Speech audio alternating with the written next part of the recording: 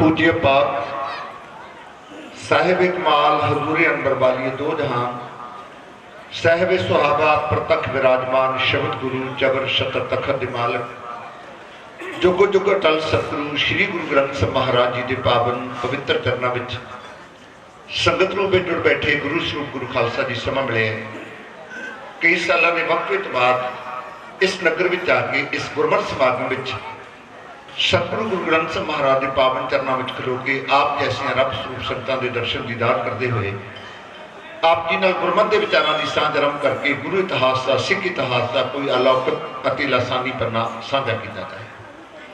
इस तो पहला कि मैं अपने हिरदे की गहराई विचों समुचे नगर निवासियों प्रबंधक सज्जना इलाका निवासियों अचेचे तौर पर जोड़े विदेशों तो वीर ने इस समागम करने ऑर्गेनाइज करने तन करके मन करके तन करके सेवावां कीतियां ने उन्होंने सबना की चढ़ती कला वास्ते अरदास करा। उस तो पहला गुरमत की परंपरा मुताबिक आप जी फतेह अर्ज करके आप जी को कुछ कहने की आज्ञा मंगा, क्योंकि जिस अवस्था में असीं जुड़ बैठे हाँ विद्वान इनू साडे धर्म की दुनिया पर ते धर्म की दुनिया में आके मनुख भगती करता है बंदगी करता है। आपने सरवण किया साथियों ने कविता में गुरु ग्रंथ साहिब महाराज के पावन चरणों में बेनती की है पातशाह साडी झोली में नाम की दात पा दे बंदगी की दात पा दे। ये बंदगी की ताकत कितनी है। मैं दो छोटे छोटे प्रमाण साझे करके फिर आप जी को फतेह बुलावांगा। गुरु गोबिंद सिंह महाराज एक दिन दरबार से जाके बैठे सन भाई नंद लाल जी जिन्होंने साडे इतिहास ने भाई नंद लाल गोया आख्या है। उन्होंने आके एक सवाल कर दिता, कहने लगे सच्चे पातशाह मेरे मन में एक संकल्प आता है। सतगुरु कहने लगे दसो की होता है की ख्याल हो। महाराज जो मैं खुले समान की छत थले खलो के वेखता ना मैंने तो जापता है कि मैं सूरज किते शाम वेले धरती वाल झुकता हुआ नजर आता है, धरती वाल निमदा नजर आता है। असी भी जो शाम खेतों में खलोते हुए सूरज जो डुब रहा होंगे तो बार बार वो धरती को प्रणाम करता जापता है। सूरज धरती वाल झुकया हुआ। महाराज रवायत यह है कि नीवे वड्डियां के चरणों में झुकते हैं, छोटे उच्चियां के चरणों में झुकते हैं, पर सूरज उच्चा है तो धरती नीवी है। फिर एक उच्चा सूरज धरती वाल क्यों झुकया हुआ है? ये धरती को झुक झुक के सलाम क्यों करता है?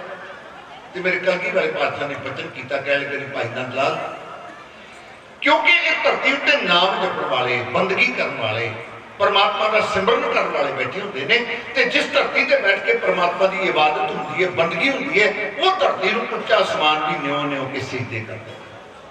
जिस धरती से बैठ के इबादत होती है, इतनी इबादत की ताकत है, इतनी बंदगी की ताकत है कि वो धरती पूजी जाती है, उस धरती को प्रणाम किया जाता है। तो आओ फिर वो बंदगी असी भी करिए, वो नाम असी भी जपीए।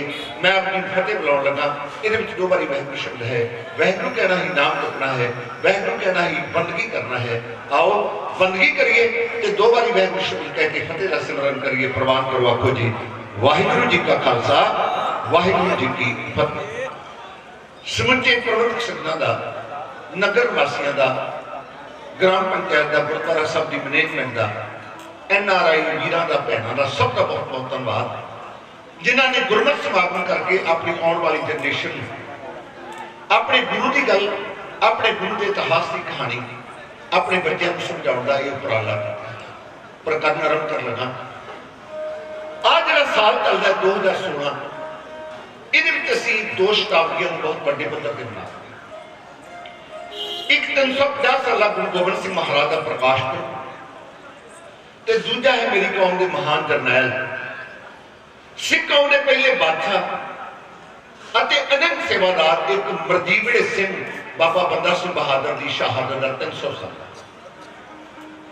गुरु गोबिंद सिंह महाराज का 350 साल प्रकाश को सब बहुत बड़े पद्धर से पूरे पंजाब में हिंदुस्तान का पता मनाया। गुरु गोबिंद सिंह महाराज ने अपने जीवन काल में उन्होंने पहाड़ी राजा ने गल आखी सी आओ साडे नाल रलो असी जुल्म करने वालों को ठल कर दईए उन्होंने तख्त ला दईए। ते उन्होंने पहाड़ी राजा ने जिन्होंने अपनी जात का मान सी जात का हंकार सी उन्हें आख्या गुरु राय क्योंकि तेरे को अछूत बहते हैं तेरे को नीवियां जातां वाले बहते हैं ਅਸੀਂ ਆਪਣੇ ਆਪ ਨੂੰ ਉੱਚੇ ਪਾਉਣ ਵਾਲੇ ਲੋਕ ਹਾਂ। ਅਸੀਂ ਉਹਨਾਂ ਨੀਵਿਆਂ ਦੇ ਬਰਾਬਰ ਨਹੀਂ ਬੈਠਾਂਗੇ, ਉਹਨਾਂ ਗਰੀਬਾਂ ਦੇ ਬਰਾਬਰ ਨਹੀਂ ਬੈਠਾਂਗੇ, ਕਿਉਂਕਿ ਤੂੰ ਉਹਨਾਂ ਨੂੰ ਬਰਾਬਰ ਉਠਾ ਕੇ ਮਾਣ ਦੇਣਾ। ਉਹ ਅਛੂਤ ਨੇ ਸਾਡੇ ਘਰਾਂ ਦੀਆਂ ਬੁੱਕੀਆਂ ਕਰਨਾ। ਤੇ ਮੇਰੇ ਕਲਗੀ ਵਾਲੇ ਪਾਤਸ਼ਾਹ ਨੇ ਫਿਰ ਜਵਾਬ ਦਿੱਤਾ ਸੀ ਰਾਜਾ ਕੀਮਤਾਂ ਨੂੰ, ਜੇ ਤੁਸੀਂ ਉਹਨਾਂ ਦੇ ਬਰਾਬਰ ਨਹੀਂ ਬੈਠੋਗੇ ਮੈਂ ਉਹਨਾਂ ਨੂੰ ਇੰਨੀ ਤਾਕਤ ਦੇ ਦਿਆਂਗਾ ਕਿ ਉਹਨਾਂ ਦਾ ਰਾਜ ਤੁਹਾਡੇ ਤੋਂ ਹੋਏਗਾ। ਉਹ ਰਾਜ ਕਰਨਗੇ ਤੇ ਤੁਸੀਂ ਪਰਦਾ ਕਰਨਾ। ਮੈਂ ਉਹਨਾਂ ਨੂੰ ਰਾਜ ਦੇ ਦਿਆਂਗਾ, ਮੈਂ ਉਹਨਾਂ ਨੂੰ ਬਾਦਸ਼ਾਹੀ ਦੇ ਦਿਆਂਗਾ। ਤੇ ਮੇਰੇ ਕਲਗੀ ਵਾਲੇ ਪਾਤਸ਼ਾਹ ਨੇ ਫਿਰ ਗਰੀਬਾਂ ਨੂੰ ਜਿਹੜੀ ਬਾਦਸ਼ਾਹੀ ਦਿੱਤੀ, ਉਸ ਸਰਹੰਦ ਦੀ ਧਰਤੀ ਤੋਂ ਉਹਦਾ ਆਗਾਜ਼ ਹੋ ਜਾਂਦਾ ਮੁੱਢ ਬਣਿਆ। ਤੇ ਬਾਬਾ ਬੰਦਾ ਸਿੰਘ ਬਹਾਦਰ ਜਦੋਂ ਸਰਹੰਦ ਦਾ ਹੱਕ ਬਣਦਾ ਤੇ ਜਿੰਨੇ ਵੀ ਲੋਕ ਖੇਤੀ ਕਰਨ ਵਾਲੇ ਮੁਜਾਰੇ ਨੇ ਜਿਨ੍ਹਾਂ ਕੋਲ ਇੱਕ ਸਿਆਲ ਜ਼ਮੀਨ ਦਾ ਨਹੀਂ, ਤੇ ਬਾਬਾ ਬੰਦਾ ਸਿੰਘ ਬਹਾਦਰ ਉਹਨਾਂ ਜ਼ਮੀਨ ਹੈ ਜਿਹੜੀ ਉਹਨਾਂ ਦੇ ਨਾਂ ਕਰਵਾ ਦਿੰਦੇ। ਛੋਟੇ ਸਾਹਿਬਜ਼ਾਦਿਆਂ ਨੂੰ ਨੀਹਾਂ ਵਿੱਚ ਚਿਣਿਆ ਗਿਆ, ਜਿੱਥੇ ਸਭ ਤੋਂ ਛੋਟੀ ਉਮਰ ਦੇ ਫਤਿਹ ਸਿੰਘ ਨੂੰ ਨੀਹਾਂ ਵਿੱਚ ਚਿਣਿਆ ਗਿਆ। ਸਾਹਿਬਜ਼ਾਦਾ ਫਤਿਹ ਸਿੰਘ ਨੂੰ ਮਨੁੱਖੀ ਮਨ ਹੈਰਾਨ ਹੋ ਜਾਂਦਾ ਹੈ ਕਿ ਖਾਲਸਾ ਪੰਥ ਦੀ ਫਤਿਹ ਦਾ ਝੰਡਾ ਵੀ ਸਭ ਤੋਂ ਪਹਿਲਾਂ ਉਸੇ ਧਰਤੀ ਸਰਹੰਦ ਉੱਤੇ ਖਾਲਸਾ ਹੀ ਝੰਡੇ ਖਿੱਚਦੇ ਨੇ। ਦਿੱਲੀ ਦੀ ਸਲਤਨਤ ਤੇ ਨਾਮ ਸੀ ਬਾਦਸ਼ਾਹ ਬਹਾਦਰ ਸ਼ਾਹ ਬਹੁਤ ਤਕੜੀ ਫੌਜ ਭੇਜਦਾ ਹੈ ਤੇ ਬਾਬਾ ਬੰਦਾ ਸਿੰਘ ਬਹਾਦਰ ਲੋਹਗੜ੍ਹ ਦੇ ਕਿਲੇ ਵਿੱਚ, ਕਿਉਂਕਿ ਸਿੱਖ ਰਾਜ ਦੀ ਰਾਜਧਾਨੀ ਸਰਹੰਦ ਦੀ ਸੀ ਤੇ ਲੋਹਗੜ੍ਹ ਸੀ। ਉਹ ਲੋਹਗੜ੍ਹ ਜਦੋਂ ਅਸੀਂ ਪੌਂਟਾ ਸਾਹਿਬ ਵੱਲ ਨੂੰ ਜਾਂਦੇ ਹਾਂ, ਉਸ ਧਰਤੀ ਦੇ ਨੇੜੇ ਸਢੌਰੇ ਦੇ ਉੱਪਰਲੇ ਬੰਨੇ ਨੂੰ ਜਾ ਕੇ ਇੱਥੇ ਕਿਲਾ ਲੋਹਗੜ੍ਹ ਬਣਿਆ ਸੀ ਜਿਹੜਾ ਸਿੱਖ ਰਾਜ ਦੀ ਰਾਜਧਾਨੀ ਸੀ। ਬਖਸ਼ੀ ਗੁਲਾਬ ਸਿੰਘ ਅਤੇ ਪੰਥ ਬਾਬਾ ਬੰਦਾ ਸਿੰਘ ਬਹਾਦਰ ਨੂੰ ਹੁਕਮ ਦੇ ਗਏ ਤੁਸੀਂ ਇੱਥੇ ਰਹਿ ਨਹੀਂ ਸਕਦੇ। ਤੇ ਪੰਥ ਦਾ ਹੁਕਮ ਮੰਨ ਕੇ ਬਾਬਾ ਬੰਦਾ ਸਿੰਘ ਬਹਾਦਰ ਹਰੇ ਦੁਆਬੇ ਦੀ ਧਰਤੀ ਵੱਲ ਆਉਂਦਾ ਹੈ, ਫਿਰ ਮਾਝੇ ਦੀ ਧਰਤੀ ਵੱਲ ਜਾਂਦਾ ਹੈ ਤੇ ਸਿੱਖਾਂ ਦਾ ਰਾਜ ਮੁੜ ਕੇ ਸਥਾਪਿਤ ਕਰਨ ਵਾਸਤੇ ਉਧਰੋਂ ਦਿੱਲੀ ਦੇ ਤਖਤ ਦਾ ਰਾਜ ਬਾਦਸ਼ਾਹ ਬਹਾਦਰ ਸ਼ਾਹ ਤੋਂ ਕੁਝ ਸਮਾਂ ਬਾਅਦ ਦਿੱਲੀ ਦੇ ਤਖਤ ਦਾ ਮਾਲਕ ਬਣ ਗਿਆ ਬਾਦਸ਼ਾਹ ਫਰੂਖ ਸਿੰਘ। ਉਹਨੇ ਐਲਾਨ ਕਰ ਦਿੱਤਾ ਕਿ ਸਿੱਖਾਂ ਦਾ ਖਾਤਮਾ ਕਰ ਦਿੱਤਾ ਜਾਏ। ਇੰਨਾ ਤਕੜਾ ਐਲਾਨ ਹੋਇਆ, ਉਹਨੇ ਆਖਿਆ ਕੋਈ ਆਪਣੇ ਦਿਮਾਗ ਵਿੱਚ ਗੁਰ ਸ਼ਬਦ ਨਾ, ਗੁਰ ਸ਼ਬਦ ਅੱਜ ਗੁਰ ਲਈ ਕਈ ਵਾਰੀ ਸ਼ਬਦ ਵਰਤਿਆ ਜਾਂਦਾ ਭੇਜੀ। ਇਹ ਕਦੋਂ ਵਰਤਿਆ ਜਾ ਰਿਹਾ ਭੇਜੀ ਸ਼ਬਦ? ਗੁਰ ਤੋਂ ਭੇਜੀ ਕਦੋਂ ਬਣ ਗਈ? ਕਿਉਂਕਿ ਉਹ ਕਹਿੰਦੇ ਜਦੋਂ ਗੁਰ ਕਹਿੰਦਾ ਕੋਈ ਤੇ ਸਿੱਖਾਂ ਨੂੰ ਆਪਣਾ ਗੁਰੂ ਯਾਦ ਆਉਂਦਾ ਹੈ। ਗੁਰ ਕਹਿਣ ਤੇ ਪਾਬੰਦੀ ਲਾ ਦਿੱਤੀ, ਗੁਰ ਨਹੀਂ ਸੀ ਕੋਈ ਕਹਿ ਸਕਦਾ ਭੇਜੀ। ਉਹਨੇ ਐਲਾਨ ਕੀਤਾ ਬਹਾਦਰ ਸ਼ਾਹ ਦੇ ਸਮੇਂ ਤੋਂ ਹੀ ਫਰਕਸੀਅਤ ਦਾ ਨਹੀਂ ਤੇ ਉਹਨਾਂ ਨੂੰ ਸਿੱਖ ਜਾਣ ਕੇ ਮੌਤ ਦੇ ਘਾਟ ਉਤਾਰ ਦਿੱਤਾ ਗਿਆ। ਇਹ ਦਾੜੀ ਦੀ ਕੇਸ ਕੇ ਲੋਕ ਸਿੱਖ ਨਹੀਂ ਸੀ ਰੱਖਦੇ। ਜਿਹੜੇ ਬੇਈਮਾਨ ਹਿੰਦੂ ਨੇ, ਖੱਤਰੀ ਨੇ, ਉਹ ਸਿਰ ਉੱਤੇ ਦਸਤਾਰ ਸਜਾਉਂਦੇ ਸਨ, ਮੁੱਛਾਂ ਤੇ ਦਾੜੀ ਰੱਖਦੇ ਸਨ, ਇਹ ਬਾਲ ਕਤਲ ਨਹੀਂ ਸੀ।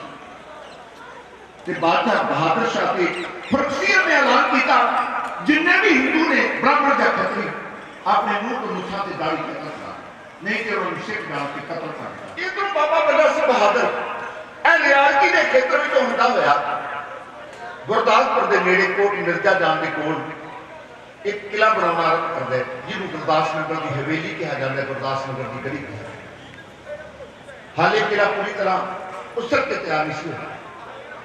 ਬਾਦਸ਼ਾਹ ਫਰਕਸੀਅਤ ਨੇ ਆਪਣੇ ਲਾਹੌਰ ਦੇ ਸੂਬੇਦਾਰ ਅਬੂ ਸਮਦ ਖਾਨ ਨੂੰ ਆਖਿਆ ਦੁਨੀਆ ਭਰ ਦੀ ਫੌਜਾਂ ਲੈ ਜਾ, ਪਰ ਸਿੱਖਾਂ ਦਾ ਜਿਹੜਾ ਜਰਨੈਲ ਹੈ ਬੰਦਾ ਸਿੰਘ ਬਹਾਦਰ, ਇਹ ਜਿਉਂਦਾ ਨਹੀਂ ਰਹਿਣਾ ਚਾਹੀਦਾ। ਅਪ੍ਰੈਲ 1715 ਵਿੱਚ ਅਬੂ ਸਮਦ ਖਾਨ ਇਹ ਗੁਰਦਾਸ ਨਗਰ ਦੀ ਹਵੇਲੀ ਗੜੀ ਨੂੰ ਘੇਰ ਲੈਂਦੇ। ਸਿੱਖਾਂ ਨੇ ਜਲਦੀ ਜਲਦੀ ਜਿੰਨਾ ਰਾਸ਼ਨ ਮਿਲਿਆ, ਜੋ ਕੁਝ ਸੰਭਾਲਣ ਵਾਲੀ ਚੀਜ਼ ਸੀ, ਲੈ ਕੇ ਆਪਣੇ ਆਪ ਨੂੰ ਗੁਰਦਾਸ ਨਗਰ ਦੀ ਗੜੀ ਵਿੱਚ ਸੁਰੱਖਿਅਤ ਕਰ ਲਿਆ। ਹੁਣ ਆਲੇ ਦੁਆਲੇ ਅਬੂ ਸਮਦ ਖਾਨ ਦੀਆਂ ਫੌਜਾਂ ਨੇ ਘੇਰਾ ਪਾ ਕੇ ਲਗਾਤਾਰ 8 ਮਹੀਨੇ ਘੇਰਾ ਪਾ ਕੇ ਰੱਖਿਆ। ਉਸ ਗੜੀ ਦੇ ਅੰਦਰ ਨਾ ਕੋਈ ਦਾਣਾ ਜਾਣ ਦਿੱਤਾ, ਨਾ ਆਟਾ ਜਾਣ ਦਿੱਤਾ, ਨਾ ਮਿੱਠਾ ਜਾਣ ਦਿੱਤਾ, ਕੋਈ ਖਾਣ ਵਾਲਾ ਪਦਾਰਥ ਗੜੀ ਦੇ ਅੰਦਰ ਨਹੀਂ। ਹੁਣ ਸਿੱਖਾਂ ਨੂੰ ਦੋ ਤਰ੍ਹਾਂ ਦੀ ਲੜਾਈ ਲੜਨੀ, ਇੱਕ ਸਿੱਖ ਦੁਸ਼ਮਣ ਨਾਲ ਲੜਦੇ ਨੇ ਤੇ ਇੱਕ ਸਿੱਖ ਭੁੱਖ ਨਾਲ ਲੜਦੇ।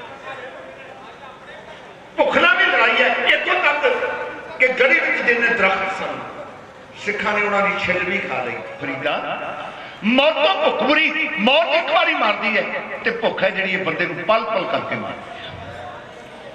8 ਮਹੀਨੇ ਘੇਰਾ ਪਾ ਕੇ ਰੱਖਿਆ ਅਬੂ ਸਮਦ ਖਾਨ ਨੇ। ਗੜੀ ਦੇ ਅੰਦਰ ਵੀ ਦੋ ਤਰ੍ਹਾਂ ਦੇ ਖਿਆਲ ਪੈਦਾ ਹੋਏ। ਕੁਝ ਸਿੱਖਾਂ ਨੇ ਆਖਿਆ ਭੁੱਖੇ ਮਰਨ ਨਾਲੋਂ ਦੁਸ਼ਮਣ ਦੀ ਗਲ ਪੈ ਕੇ ਮਰ ਜਾਈਏ, ਜਾਂ ਫਿਰ ਘੇਰਾ ਤੋੜ ਕੇ ਇੱਕ ਪਾਸੇ ਨੂੰ ਨਿਕਲ ਜਾਈਏ। ਲੇਕਿਨ ਬਾਬਾ ਬੰਦਾ ਸਿੰਘ ਬਹਾਦਰ ਕਹਿਣ ਲੱਗਾ ਵਕਤ ਨਹੀਂ ਹੈ। ਤੇ ਅਬੂ ਸਮਦ ਖਾਨ ਡਰਦਾ ਹੈ ਬਾਬਾ ਬੰਦਾ ਸਿੰਘ ਬਹਾਦਰ ਤੇ ਉਹਦੇ ਸਿੱਖਾਂ ਕੋਲੋਂ। ਅਖੀਰ ਜਦੋਂ 8 ਮਹੀਨੇ ਘੇਰਾ ਪਾ ਕੇ ਰੱਖਿਆ, ਹੁਣ ਸੋਚਦਾ ਕੀ ਕਰਾਂ।